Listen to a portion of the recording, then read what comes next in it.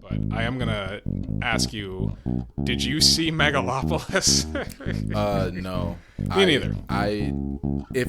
We've made a lot of fun of Megalopolis. Without ever having seen it. Yeah. Which probably isn't great. It's probably not great form for our podcast, but it's okay. Whatever. We judge. We do. And it's very interesting how Coppola probably made two of the greatest movies of all time.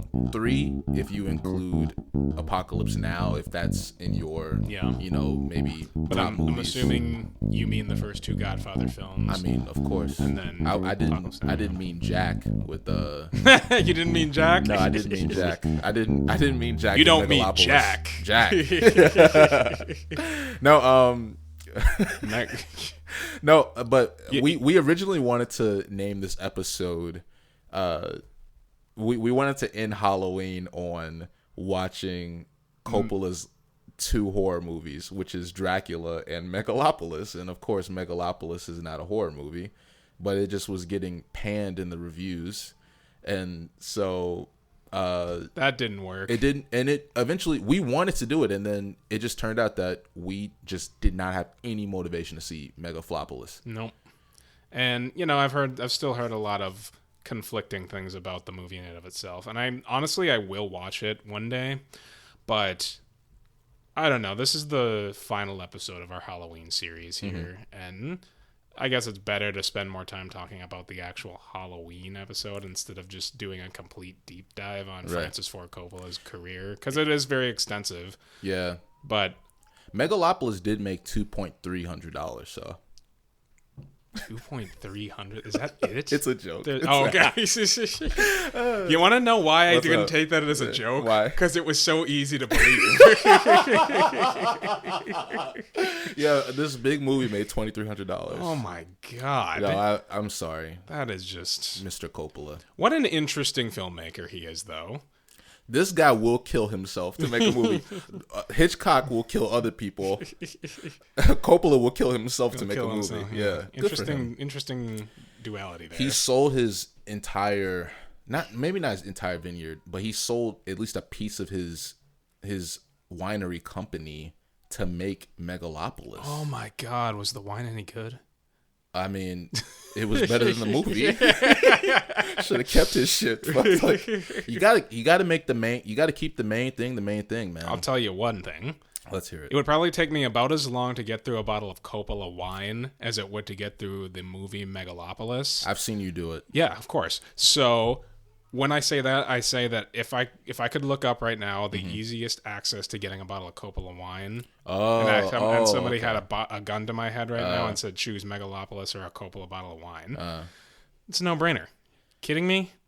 But I'm gonna go down to my local liquor store right now and get that bottle, and Damn. I'm gonna drink it. I'm gonna do it right now. I'm gonna chug a whole bottle of wine in front of your face. I think if you go to your local liquor store right now, you're more likely to get a copy of Megalopolis than that bottle of wine. This is just not working out for him on this episode so far, is it? Yeah, but to be serious, The Godfather 1 and 2 just...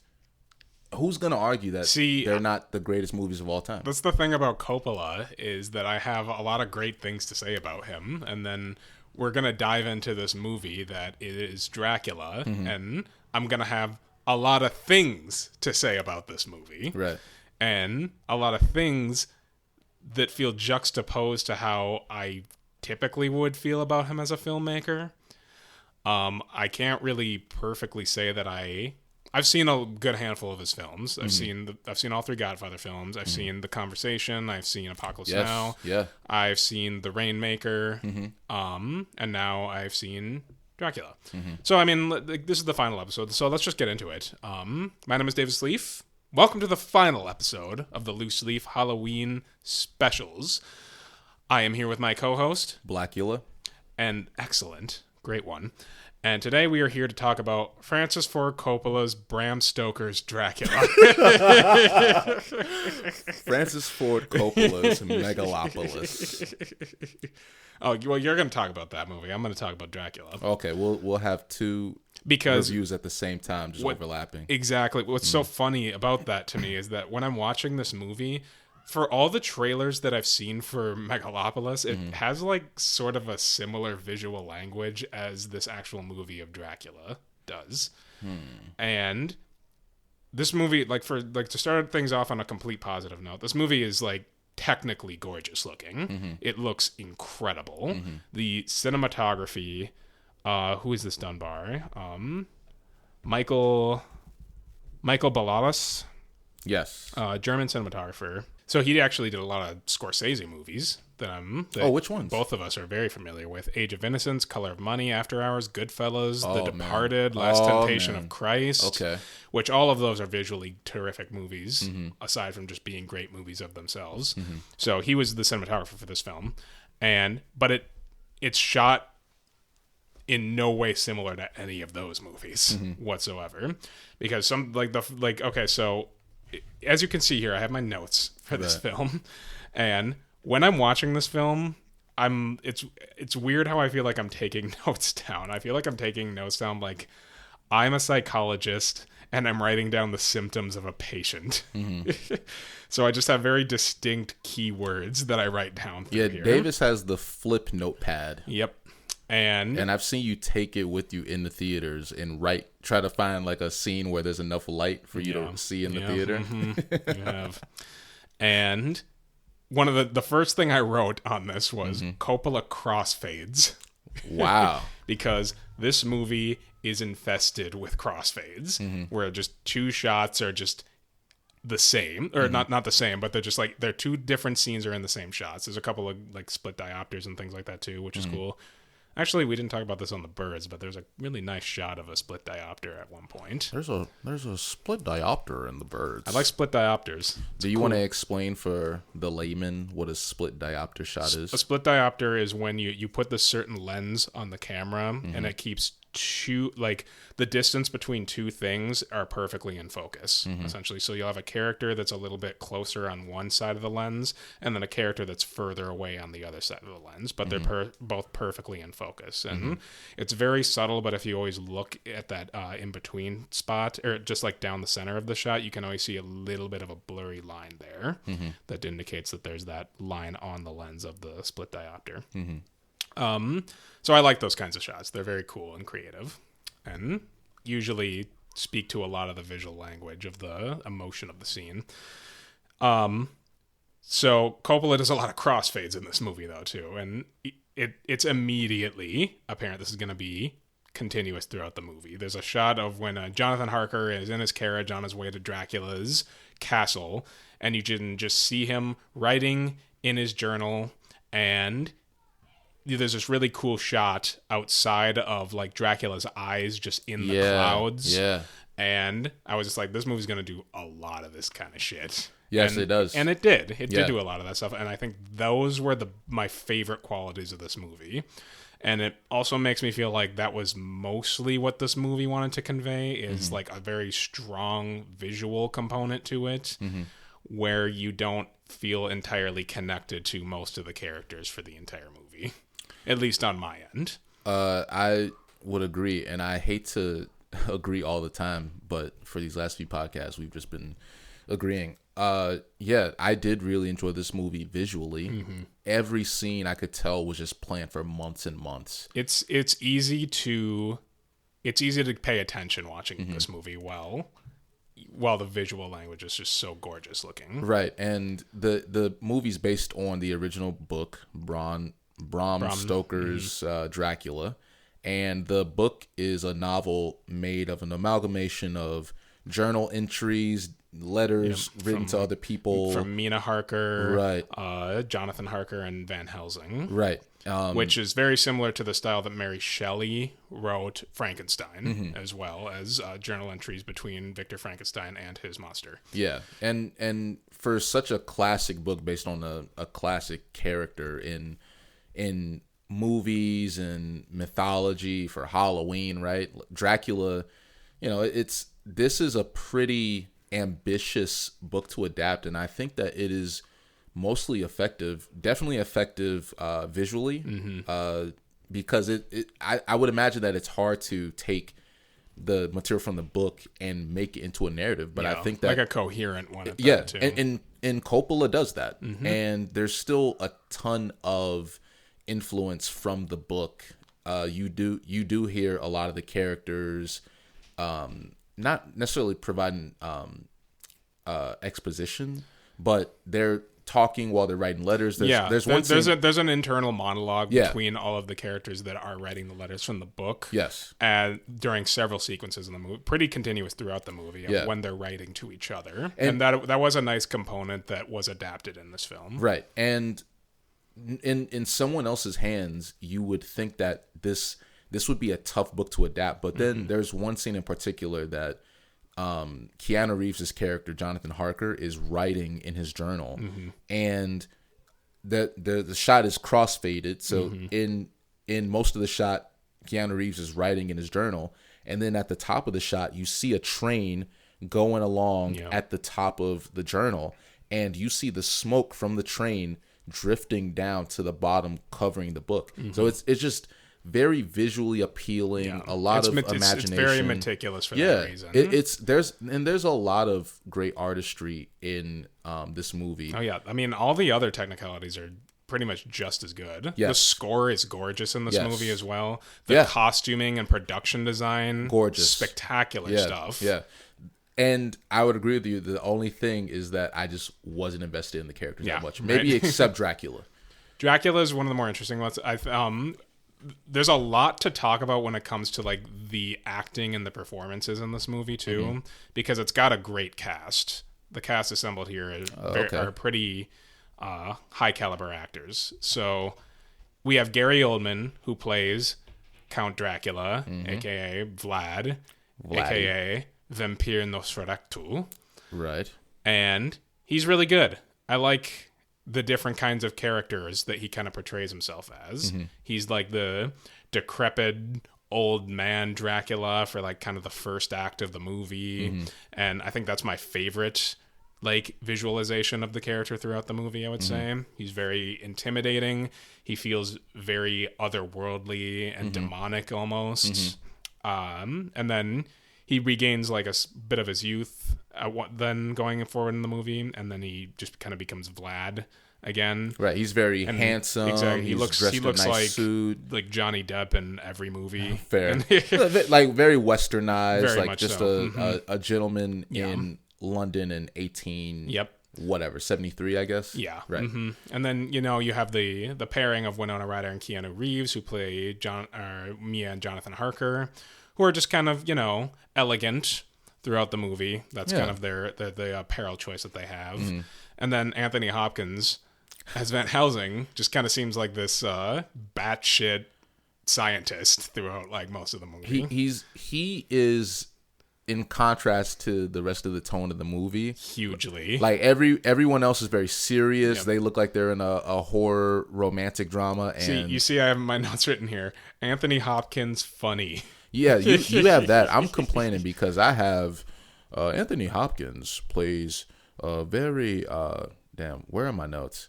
Is having fun in this movie. His performance as Van Helsing possesses a lot of gravitas and humor in the film. So we basically said the same fucking thing. Pretty much. But I actually like it. There's the one scene where because there's not much levity before his character really there's none. But it almost gives. Like Van Helsing is this expert. He's a metaphysician. He's a physician. He's a professor. He's he's a historian apparently. Exactly. He's everything, right? So when everyone else is sort of panicking about what's happening, he comes in and he's sort of lighthearted, and it just gives more truth to him being the expert. Like when he's around, everything's gonna be okay. Yeah, and so I definitely got that sensation in the movie. Yeah, because like up to be totally honest, up to that point, I've never read the book, Me neither. But I have a general idea of what the story is just by like other versions or the way that are just from hearsay. But when he came into the movie, up until the moment he came into the movie, I really was just like, where is this going? Like, where is any of this going? Mm-hmm. I know I wasn't necessarily bored because, again, just the visual artistry of this film is so fabulous and so interesting to look at constantly. But narratively, I'm just like not the most invested until his character comes in, and his character doesn't even really save the movie. It just makes it entertaining from that point forward, like from a story perspective. Because I'm just like, where's this going? What's gonna happen here?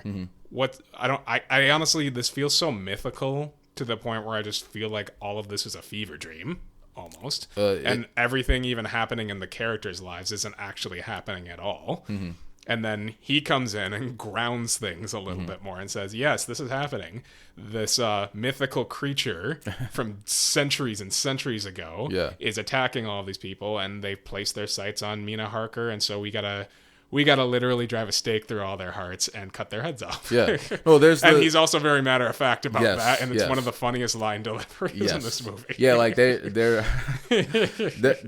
the one scene where he finally walks into the house where there's a woman who's been bitten by a vampire, and now they don't know what to do, so they call Van Helsing. So he comes in to the house, jacket on, he has his hat in hand and gloves, and he is not listening to the guy that called him, who's his former student. Richard E. Grant. The actor, right? Okay, so good actor. So Van Helsing doesn't say anything. Then he turns around, looks at his old student, puts the hat in his hand, like, hold my hat, motherfucker, and drops his gloves in there. And so, okay, let me find this lady. Let me save you. Like, it is so contrary to the tone of the rest of this movie that it kind of wakes you up. It really does. Yeah, it's just like, oh, okay, like this is like the technical elements of this movie are just so wacky from the beginning. It's like the editing is crazy, the cinematography is experimental, I would say, and then the narrative is just so bland for the most part, and it pretty much stays that way throughout most of the movie. I would say so, but when Anthony Hopkins joins the fold, it wakes you up. And he's just very grounded and very direct about this crazy situation that's happening of this vampire attacking this it's London. I believe he comes to London from Transylvania. And he's just like, yeah, we have a vampire in our midst, so everybody get your stakes, get your crosses, let's go kill this thing. Yeah. And I'm like, oh, okay. Let's do this thing. But he has authority. I know. Like, everyone else is terrified, but he is just coming in there cracking jokes, and cutting heads off. Constantly when he's around, the reality of the situation settles in for all the surrounding characters as well, too. Yeah. Like the scene where there's the one girl who's Mina Harker's friend in the movie. Right. Sadie Frost. Lucy Westenra. Yeah, that's her character. Played by the redhead. Yes, played by Sadie Frost, who she was good in this movie, but she ends up getting turned into a vampire, and then she dies. But then Van Helsing's just like, oh, she ain't dead. We gotta go into her crypt and stab her in the heart now. And everyone's like, what? Okay, and they go and do that. They find her body missing in the crypt. And then they back away, and she's just walking down the stairs, looking like a complete undead person. Yeah, like everybody, undead bride. Exactly. Yeah, that's a good point. Yeah. But she's walking down, and everybody's just looking like, oh shit, there she is. She has a kid in her hands. Yeah, completely undead, totally pale, has a white dress on, like a bride, like you said, and that's when you can see the reality setting in for all of the supporting characters as much as it is for us as the audience. But for Van Helsing, it's just like, yeah, see, I told you, that's what's happening right now. And so, again, it just his presence in the movie is the biggest shot in the heart that this movie really needed up to that point. Is that a play on words? Because that's how you kill a vampire? Exactly. Oh, great. I did that intentionally without thinking. Well, I mean, we could spend all day talking about Sir Philip Anthony Hopkins. Yes, he's great, but there are other people in this movie. There are. I really enjoyed Gary Oldman's performance because my favorite performance is Anthony Hopkins, but without Gary Oldman just really committed to this role, this movie would not be good at all. He sells it. Yeah. He sells the role as Dracula very well in this movie, in a way that's both terrifying and charming. Yeah. Which is kind of the qualities I would expect from this character. So I enjoyed that. I enjoyed his performance quite a bit. I enjoyed how much range he gets to really express with this role. Right. And it was one of those things where it's like, see, I'm sitting here watching this movie and I'm like, this isn't the greatest movie I've ever seen, but this just continues to prove that Gary Oldman is one of the greatest living actors we have had For sure. for several decades now. For sure. Akin to somebody like Willem Dafoe, where they can pretty much play any role, integrate themselves into any role, and they will literally body it. Yeah. And he is very, very good in this movie. He's the only emotional attachment I have in this movie because he's this very tragic hero.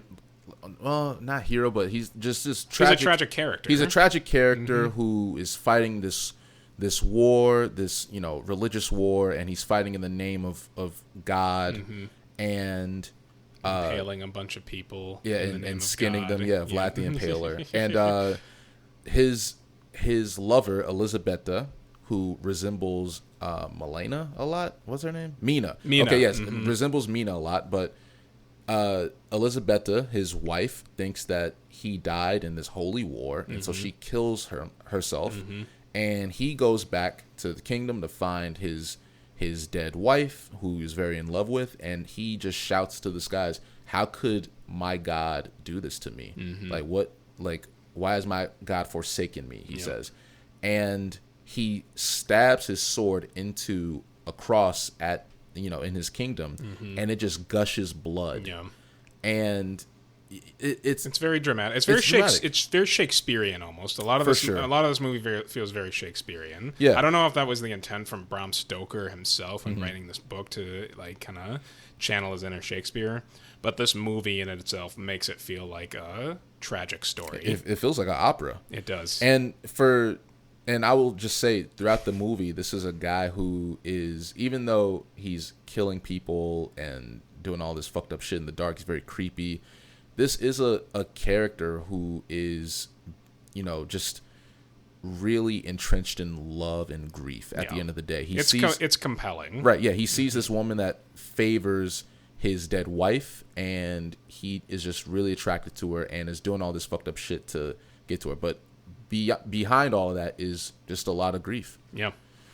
And Very that's well where the emotions end in this movie. Pretty much where it goes. Yeah. Like for me. Like, so I don't know if I've made it known on... This is going to be interesting, actually. I don't know if I've made it known on this podcast before, but I've never been a big fan of Winona Ryder as an actor. I actually thought she wasn't bad in this movie. And that's why I'm kind of going against the grain here. Yeah. Because I actually kind of liked her in this movie. Yeah. Like, quite a bit. Yeah. I thought her performance was incredibly strong. Maybe my favorite that I've seen from her. And again... What else is she in? I mean... Isn't she in Mr. Deeds with Adam Sandler? Yeah, she's in Mr. Deeds. Interesting first choice. Yeah, I mean, I don't know shit from her. Well, I was going to say she's in Beetlejuice as yeah. young Lilia, which is probably the yeah. only other performance I would say I really enjoy from her because I love Beetlejuice. Yeah. Don't let me say it again. So... Say what? Nice try. So she's really good in that movie because I like that movie. Right. And then I don't know if this was her first role after it, but this came out shortly after Beetlejuice, like a couple years after it. Then she's in the Stranger Things series right now. Sure. Which I think, well, I can't even say right now because for whatever reason that show is like almost 10 years old now. I've never seen a single episode of that show. You don't need to. It's not that good. Damn. I've seen the first 2 seasons, and I was like, that's enough for me. This has nothing original to say. I don't care for her in that series. She's in a lot of other stuff. Never been my cup of tea. But I thought she was really good in this movie. Like, very good. And, like, as far as her character is interesting enough, at least to me. She's not the most interesting character in the movie, but like as far as one of the forces that's driving the story, it could have been a lot worse. I would say. Oh, a lot worse, like Keanu Reeves. Yeah, I've been waiting to say this. So the specific note that I have on here is Keanu's wig. Wait, let me read your notes. I'm gonna just read Davis's notes. Read all of them. Dracula notes. Coppola crossfades. Cinematography goes hard. Shadow effects. Pure madness kept through illegible first writing, fast-paced editing, wacky 3 editors, hypersexuality. Anthony Hopkins funny. Keanu's wig. That's it. See, I think they're just different types of people because I have to have just a ton of notes written down. That's the thing, though, with my Word document. With these few terms, I just knew where I would need to go with them, so Okay. I just needed to indicate in my mind what I'm Right. talking about. Doesn't matter what you think. Fair. No, some people are just different. Of course. Yeah. I'm different. Yes, you are. Barely. So, I mean, I'll get back to a couple of those other ones, but I did want to, since we're talking about acting, I just let's wanted get back to that hypersexuality one. We will get there, Yeah, but I let's want do to it. talk to, because there's a lot to say there. Oh, yeah. But I want to get to Keanu's wig. Oh, man. Look, he's his not wearing accent. he's not wearing a wig for the whole movie. There's this one particular scene where his like gray hair is like flopping around. I think it's like it's when he comes in and saves Mina from Dracula at one Yes. point, and his hair is just flopping around, and I'm just like, what the fuck is that mess? That is one of the worst wigs I've ever seen in a movie. Yeah, and that's a part of the costume design, which is fantastic for this entire movie. And no I other just think wig they looks wanted bad. to. No, they don't. And I just think this movie wanted to do the worst possible thing with everything relating to Keanu Reeves' performance. Well, how could they control his accent? That's on him. Everyone else is doing pretty good, and I'm not. No, the acting's pretty solid in this movie because there's a lot of great supporting actors. Sadie Frost was really good. Tom Waits is really good because he's in the supporting cast. Yeah. Richard E. Grant is great. Carrie Elways is great. Billy Campbell is Quincy Morris, the Texan. He's really good. Everyone Monica is... Bellucci has a cameo as one of like Dracula's wives or the Harpies or whatever. Was she? I didn't notice that. Yeah, she was like the first one that kind of comes out of the bed when Keanu's getting I'm just seduced joking. by... I was going to say, there ain't no way. Yeah, exactly. There ain't no way you don't know Monica Bellucci when you see her. I do have a huge crush on Monica Bellucci. Everybody does, dude. Especially if she was in that one Bond movie. Oh, yeah. I was like, Monica Bellucci is just like a paragon. Also for me, Catherine Zeta-Jones. Catherine Zeta-Jones, yeah. Yeah. Mask of Zorro. Right? When she was playing a Mexican. Oh, she's played a lot of different races. That's good for her, I guess. Whoa. I mean, I just saw... I liked when she was French in Ocean's 12. Yeah, she was French. But that's one of my favorite movies in general. So. I love Ocean's 12. Me too. You have the box set, right? I do have the box set for the first 3 movies, yeah. Oh, God, I'm jealous. I got to find that somewhere. It's good. It comes with a deck of cards. Yes, Keanu sucks. And he's not good. But I wanted to talk about the fact that it's like this is the biggest controversy I've heard from this movie going into it. Because I've actually technically seen this movie. I saw it when I was a lot younger, right? But I fell asleep. Anyway, Keanu sucks. My goodness. He's not good in this movie. No, but I don't think he's a great actor in general. I think when given the right roles for him to be in, he can do a lot. Like what? Like John Wick. He's not talking. This is what I'm saying. You don't give him a ton of dialogue, then he has things to work with as an actor. Okay. He's a very physical actor. You never seen movies. Speed? I have seen Speed. Okay. Yeah. Speed is whatever, it's okay. I like Sandy. Sandra Bullock? Yeah. Remember the scene where the bus is going down the street? Yeah. Well, that's 90% of the movie, but... I was going to say, that is the movie, Romanus. Well, there's an old lady crossing the street with like a baby carriage. Okay. And they hit the baby carriage. Yeah. Oh, and yeah. Keanu Reeves looks back and is like, it's okay. It's just cons. Because there was no baby in the baby stroller. It just was a poor lady collecting empty cans. And what I have to say to that is, yeah. He doesn't say that in this movie. It was kind of... I need guns. That was disappointing. Jonathan, we have to go get this vampire. What do we need? Guns. Lots of guns. Are you out of breath? He's out of breath constantly. He's running everywhere. Well, but that's also what's funny is he's not always running. He always sounds like he's out of breath. Well, there was the one in John Wick 3 or 4. Are there 4? There's 4 of them, yeah. When he's running up the stairs. Yeah. That was cool. I like the John Wick movies. There's quite a bit. By the way, probably his best performance is in the Matrix movies, but I disagree. So what? He's talking too much in those movies. Oh, wow. The first one, come on. Yeah, he talks through all three of those movies. He talks far less in John Wick. No, but I'm saying I like his performance in the first Matrix Yeah. more than any other movie. Like any of his movies? Yes. Oh, okay. Fair enough. Yeah. I would say the first John Wick, for me, is my favorite performance. It's a fun action movie, but The Matrix is a better movie. Davis. No, Keanu Reeves, not great, but it doesn't take away from the movie. No. He doesn't torpedo this movie. No, it's one of those things where it adds a degree of unintentional humor to the movie, too. You know how, Yeah. like we were talking about how this movie doesn't have sincere levity until Anthony Hopkins enters the fold? Right.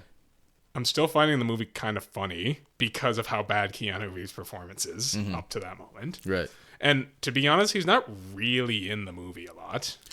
And that's probably for the best. Yeah. I don't know how much obviously Jonathan Harker is a very important part of the book, but I don't know how much we hear from him in the book compared to characters like Van Helsing or Mina Harker who are giving their journal entries. Right. But I know Jonathan Harker's also giving journal entries throughout the story too. But he's just not in the movie a ton, which makes it a little bit easier to go down because you get to deal with mostly good acting from this movie. And then Keanu just sticks out like a sore thumb. Yeah. Granted, the dialogue isn't always the greatest in this movie anyway. No, And Keanu also, that's not his fault either. No. Because there's a lot of stupid shit that other characters say throughout this movie where I'm like, what? Like, give me an example. I can't. Why not?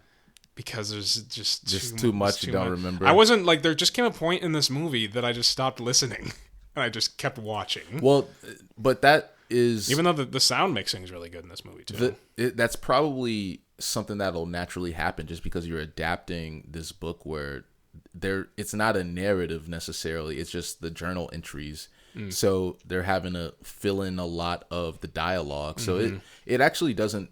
The bad dialogue didn't surprise me, and it didn't distract me completely from the movie. There's still just enough. We haven't even really gone into how just the stuff that was just stunning to me. Like, I'll give you an example.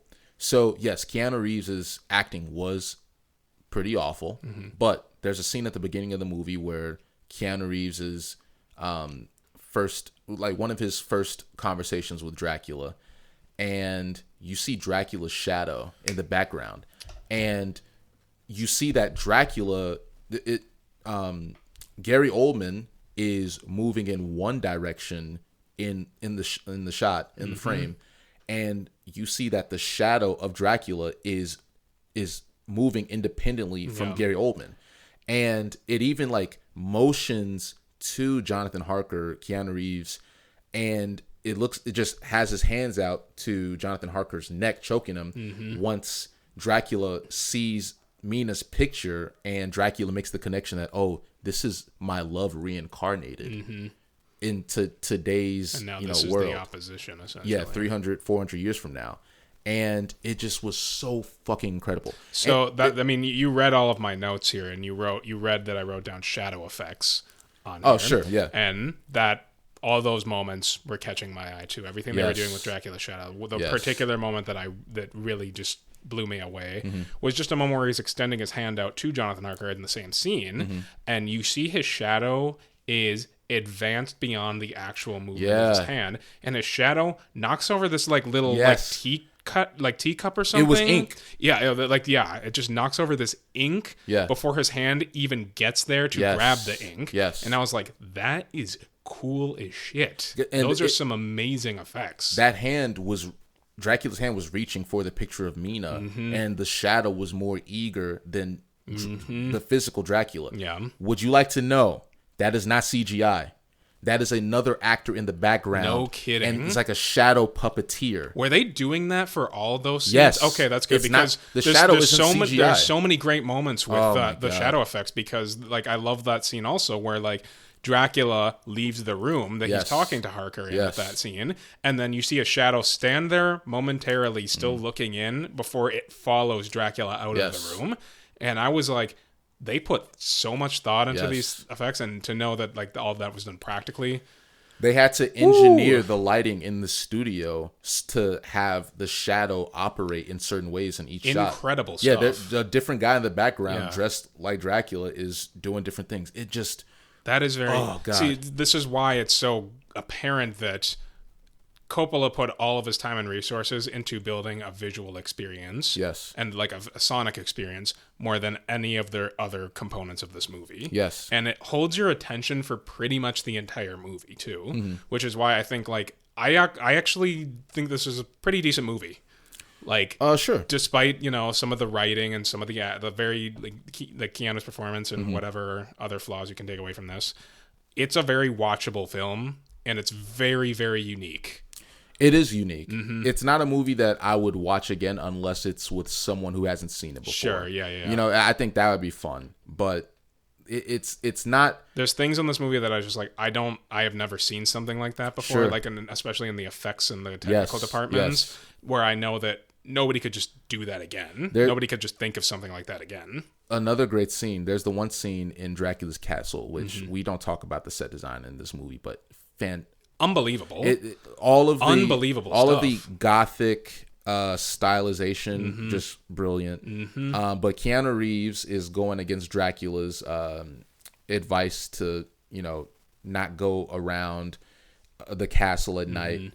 He's exploring the castle, and as he's going down some stairs, the shot is at the bottom. Keanu Reeves is going down the stairs in the frame, and then at the top of the frame, you see these rats crawling, but upside down on the ceiling. I was thinking about that shot when I first saw that, and I was just like, I can't tell how inverted this shot actually is or not. But so the next scene, he walks into this room, and he sees these vials with these liquids in it, and he opens the vial, and the vial drips upwards. And it's like, okay, maybe like, God, I love this movie because there's a weird, like it presents it's disorienting. It's very disorienting, and it presents a very otherworldly, weird center of gravity for itself too.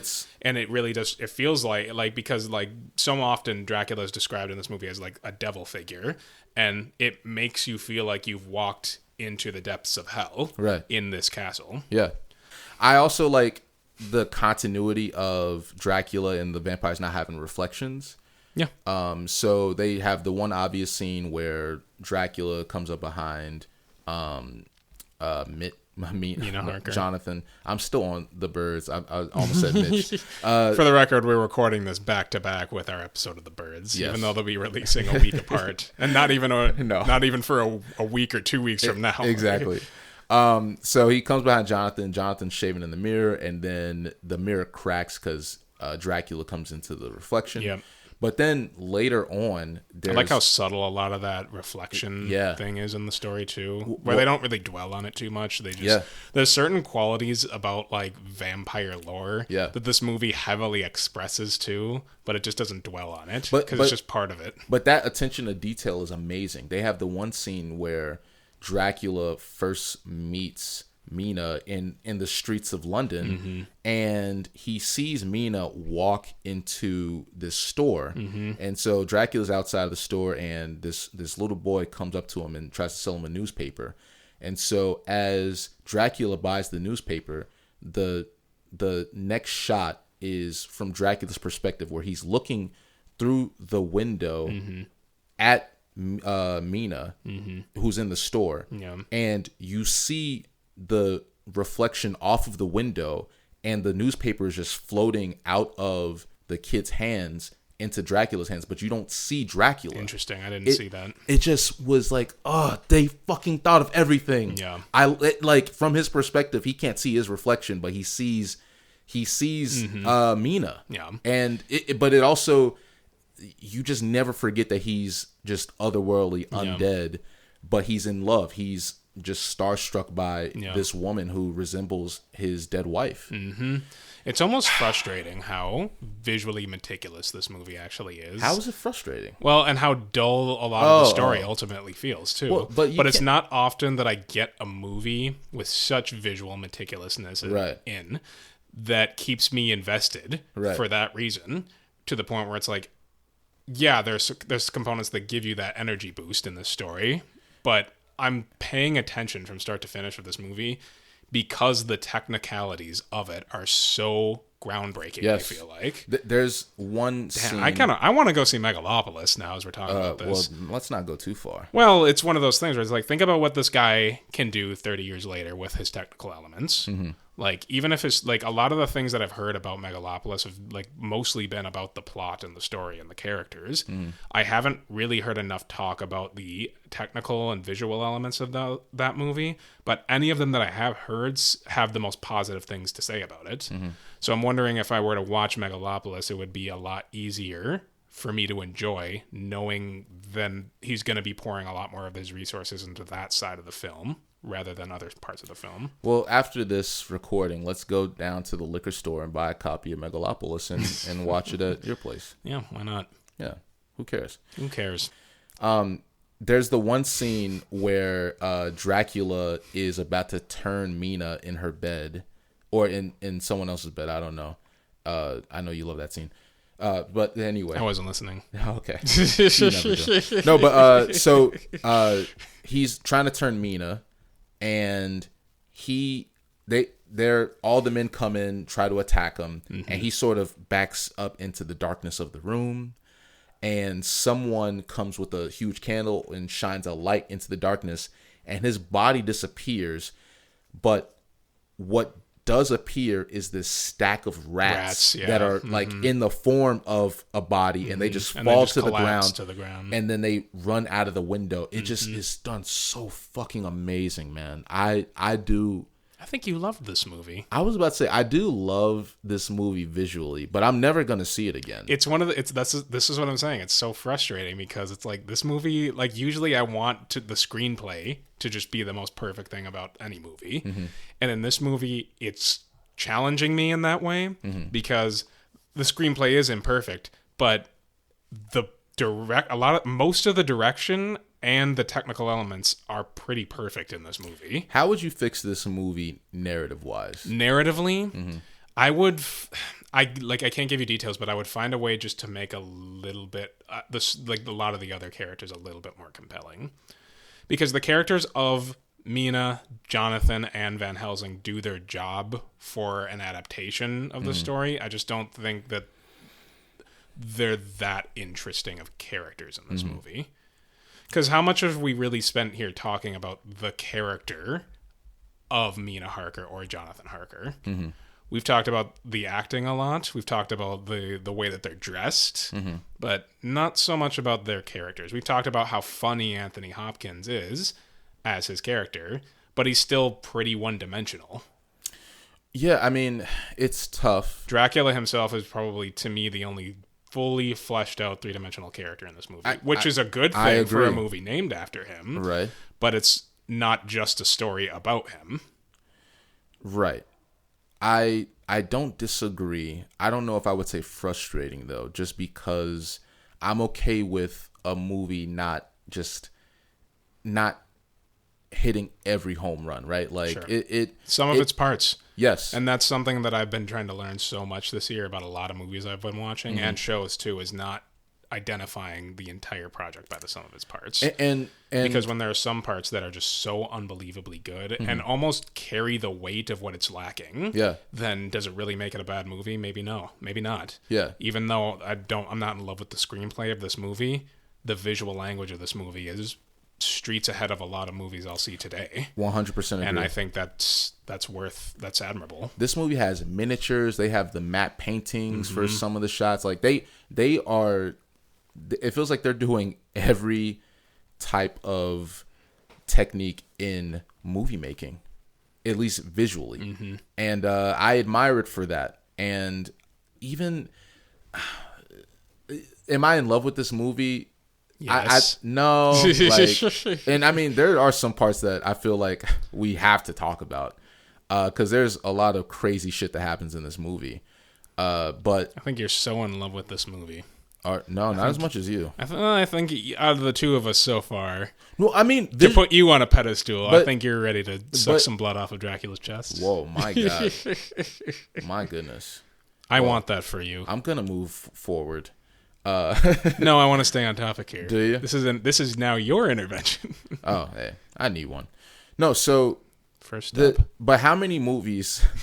How many movies are gonna offer you this much visually, even today, or just in American movie history? Well, yeah, when it comes to the experimentation on display here, Yeah. not many. And what's interesting though about that is like for it to work, I would say, I don't think a lot of movies these days are very experimental because resources are higher. People have a lot more access to make inventive films, such as something like this, because anybody can make a movie with their phone today, and they can, with all the editing tricks out there, they can edit it however they want, really. But it takes creativity at the same time to make something look like this.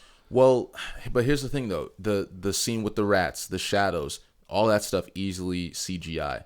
A lot of the shots of the backgrounds, like the Elisabetta falling off the cliff, right? Like a lot of this stuff was, done with practical effects or some kind of artistry that wasn't CGI. Very limited CGI in this movie. Today, it just feels like CGI a lot of times is lifeless. I think that's part of the reason that makes this movie so special too, is because of where we've come. Because shortly after this movie, a few years, we got a movie that really started the boom of large budget tentpole CGI driven blockbusters. Independence Day. Sure. And after Independence Day happened, we began to see a lot more movies like that, large, like huge in scale, a lot of visual effects put into it, and also just kind of a lifeless story at the same time too, where everything happening is completely bent on how amazing its own visual effects are. You have a movie like this where the practical effects are carrying a lot of the weight of this movie, but it's coming at a time where that was becoming less common for film. And now today, to your point, it does feel completely lifeless most of the time, to the point where people are now revaluing practical effects a lot more than they used to. And so many people are recognizing that if you're gonna CGI and green screen the fuck out of your movie, then you got to do something different with it, and it has to be creative, and more than anything, it has to be seamless. If you see something with a lot of visual effects that don't look like visual effects, then you're probably doing something right. Sure. But these days, people spend so much of their money, give all of their visual effects artists crunch time to complete all of the rendering and their creativities, and it just comes out looking like shit. Like Megalopolis, maybe? Well, we haven't seen it. I haven't seen it. I can't really judge it on that merit. But there's other movies this year where it's just like, I mean, not great, but I didn't mind some components either. Like Furiosa, which we saw this year. Oh, I loved the practical effects in Furiosa. I love the practical effects in that movie too, but it's a weird hybrid with a lot of visual effects in that movie, which we talked in great detail on our episode for that. Yeah. And to this day, it's just like, I still don't really like it. I still don't really care if it was a creative choice. It just didn't look good to me. Deadpool and Wolverine, huge budget, fun time at the movies, not great visual effects a lot of the time. No, but it's more focused on the comedy. It is, and that's why it gets a little bit of a pass, because it's like, it's more focused on just making you laugh more than anything, where it's just like, I'm not here... Sure, I want some fun action scenes too, and a couple of them were really good, namely the ones between Wolverine and Deadpool fighting each other. But beyond that, I'm really just here for this movie to make me laugh. And that movie accomplished that, therefore I don't really fault it for its visual effects. But the point is, we see a lot of movies like that today when imposing visual effects onto their audience, and there's zero creativity being put into them whatsoever. Right. It's just taking the easy route. Well, and maybe that contextualizes Dracula. Like, it's just best to go into the movie expecting to see a very visually stunning movie, because it is. And it really is. Honestly, don't go in thinking that you're gonna see the greatest acted movie or the greatest drama you've ever seen. It's not. It's dramatic in a Shakespearean way too. But there's also other movies that have done that better too. Sure. Where it's like you said, the biggest expectation it kind of feels like Francis Ford Coppola wanted to gain from his audience is that they're going to have a unique visual experience. I think we get that with this movie. And because it carries that from start to finish of its 2-hour runtime, it succeeds in that way. Mm-hmm. And it's probably worth watching for that reason. Yeah, I couldn't agree more. It's definitely, it's very, I mean, you've used the term gothic. It's very gothic horror style. And it makes for a really good Halloween time movie for sure. Yeah, it's yeah, I would say so. It fits that aesthetic. Yeah, get together with some friends at a Halloween party, throw this on in the background, and because you don't need to pay attention to the story, just watch it. Yeah, this would be a great background Halloween movie. Absolutely. I would agree. You wanted to talk about sex. Well, I wanted to talk about the fact that I was not expecting how sexual this movie was. Yeah. There's a lot of it. Yeah. Was not expecting that at all. Yeah. I don't really know how that contrasts with the book whatsoever. Mm-hmm. It didn't bother me necessarily. It was just not what I expected whatsoever. I think today we live in an age where people are constantly debating whether or not they're a prude. And I am 100% not opposed to any sex in my movie. I was just not expecting so much of it in this movie. Mm-hmm. And what's nice, though, about it is it's actually in service to a lot of the story, too. Yeah. Because Dracula presents himself as a very seductive figure and sensual figure. Mm-hmm. And he's alluring a lot of these people, namely women, into basically being his time servants who are just kind of there, but whatever. I don't really know what the subtext fully is there, but I'm sure it has something to do with him trying to replicate the romance he once had for his lover. Well, they're all brunettes, right?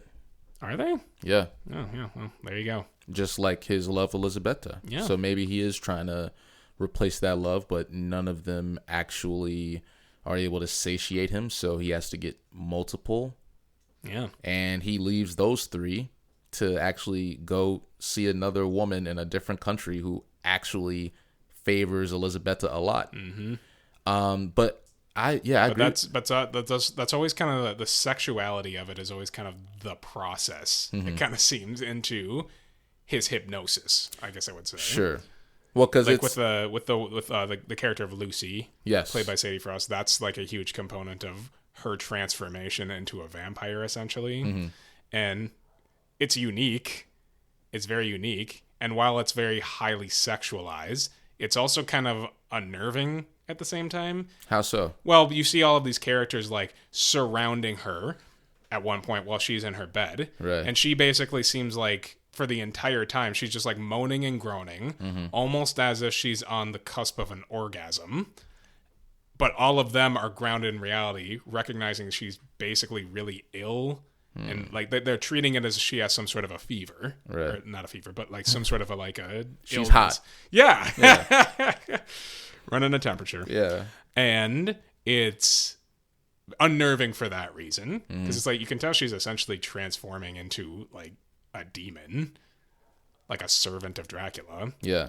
Well, and she is sort of presented as a more lustful sexual character in contrast to Mina, who's very subdued. Yeah, just like prudish, and even they're dressed differently, right? So she's very outgoing. Like the first scene that we're kind of introduced to her, she makes this moment actually kind of made me laugh, where she goes up to the Texan guy, and she's just like, "Wow, that is so big. Can I see it?" And then she just pulls out a huge knife out of his pants. Knife, and that made me laugh. Yeah, because I was just like, wasn't expecting that. Well, also just like when they are making the relationship between color and sex, where like red is this very sexual color, this lustful color. Yeah, which it actually, I think in color theory, it is associated with that. And green is like representing virginity and purity. Just conservative, and because like Mina establishes herself as somebody who hasn't had sexual relations with Jonathan Harker up to that point. She's wearing green for the entire movie, except for when she has a date with Dracula. Yep. Yeah, where she wears a red dress. Yeah. Yeah, I think you're right. There is a lot of sex in this movie, but there is a subtext or, just themes in this movie of lust versus love. And that's what I do appreciate Yeah. about the movie's inclusion of the hypersexuality, because it, again, is in service to something in the story, too. Right. It's not just there for no reason. No. But I will say... But it always is, it does feel very otherworldly and unnerving a lot of the time, too. So otherworldly and unnerving. Absolutely agree with you. In the scene where Keanu Reeves is having sex with the 3 vampires, when Dracula comes and then turns on the lights, like... that when Dracula's not there, they look like regular women. But then when the lights turn on, they're these demons. Like one of them is just 2 just conjoined women in one body. That was such a crazy visual. It was, and it just flashes like, what the fuck? Literally, like... No, you know what the real crazy visual is? When Lucy's first night of being hypnotized by Dracula and she sleepwalks and goes outside to, her courtyard. Yep. It's just a maze of greenery. Yep. And Mina just runs out through the maze, and she goes to the courtyard and sees Lucy having sex with this hairy beast, and it's just this... It's like a fucking werewolf. It looks like a werewolf. And I was just like, is Dracula a werewolf now or some shit? I have no idea. But it is this movie is bizarre. It's a guy in a rubber costume, and he looks over at Mina and is like, "You shouldn't see this." And it's kind of... I mean, that's what happens. You're laughing, but... No, I was laughing when that scene happened, because I'm just sitting there with this face. I'm like, nobody can see the face I'm making, but I'm just like, what the fuck is going on right now? It was so shocking that they showed that. But I mean, that they're sort of going for shock value in a lot of At times, they definitely are in this movie. Well, because these sex scenes with these vampires is from the perspective of the victim. It is sensual, but it is a demon taking advantage of it, right? So, I mean, not to philosophize this, but I mean, perhaps there was a point. I hope. I don't know. I would say that there is, because there's enough of it in this movie, and it happens during a lot of pivotal moments in the story, like these sex scenes. Right. But yeah, that's pretty constant throughout the movie. So there's a lot. This movie's a lot, almost. Not too much. Maybe for some people it can be a little bit visually overwhelming because it's so experimental in that way. But I mean, by the end of this movie, I was like, it kind of like it closes off on that last shot of the ceiling of the chapel of Dracula and Elisabetta. Yes, and it just like kind of ends, and I was like, you know what, that was enough. Yeah, I didn't need any more than that. In the end of the book, Jonathan Harker and Mina Harker have a baby, and they name it after Quincy, who died in the final battle with Dracula. Is that the Texan guy? Yep. Yeah, I thought. Didn't even realize that there was much of a connection in that movie. No, I mean, when a man dies when you're trying to save your wife, I mean, I don't know. No, I kept thinking like, why did it to me? Oh, I mean, I could understand why you appreciate him and want to remember him. So you name your son after Quincy. Oh goddamn! Well, Jesus. The I'm Texan. just saying, I'm not gonna. I wouldn't name a kid after a guy I didn't know. After a Texan. No, that and I wouldn't name it after a guy I don't know. Oh, fair. I mean, yeah, I don't know. The Texan was probably the best background character, though. He had some funny scenes. I liked him. Yeah. He was good. I like most of the supporting cast in this movie. Yeah. Good actors. I didn't know Cary Elwes was in this movie. Yes, he was. That made me happy. I always like seeing him. The guy from Princess Bride. Yeah. I hate that he always gets that reputation. He's been one of the best character actors of like the past 30 years. Oh, that's not a bad movie to be associated with. It's not, but it's like the only one everybody always associates him with. It's such a... Robin Wright has gotten away from The Princess Bride. You almost forget about her. Everybody always remembers Wesley from The Princess Bride. Well, because he was so charming. He's a great character in that movie. Yeah. It's him and then Andre the Giant. Can I confess something to you? Let's hear it. I don't really love that movie.